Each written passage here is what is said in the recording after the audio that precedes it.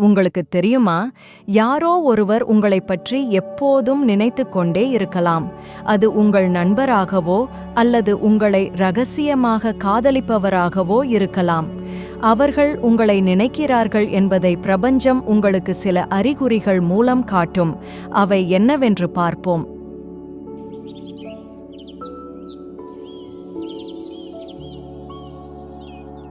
ஏழு முக்கிய அறிகுறிகள்.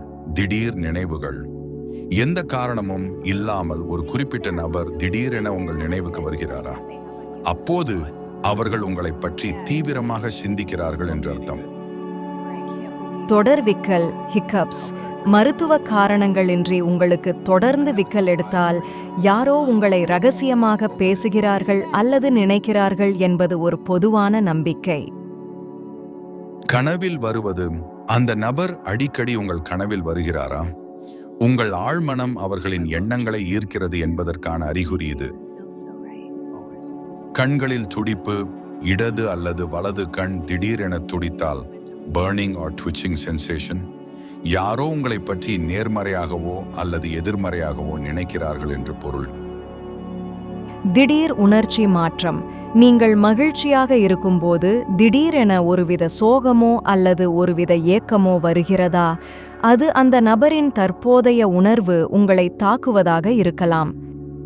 அவர்கள் பெயரை அடிக்கடி காண்பது. நீங்கள் எங்கு சென்றாலும் எதை படித்தாலும் அந்த நபரின் பெயரை தற்செயலாக பார்க்க நேரிடும். உடல் சிலிர்ப்பு, கூஸ்பம்ஸ்.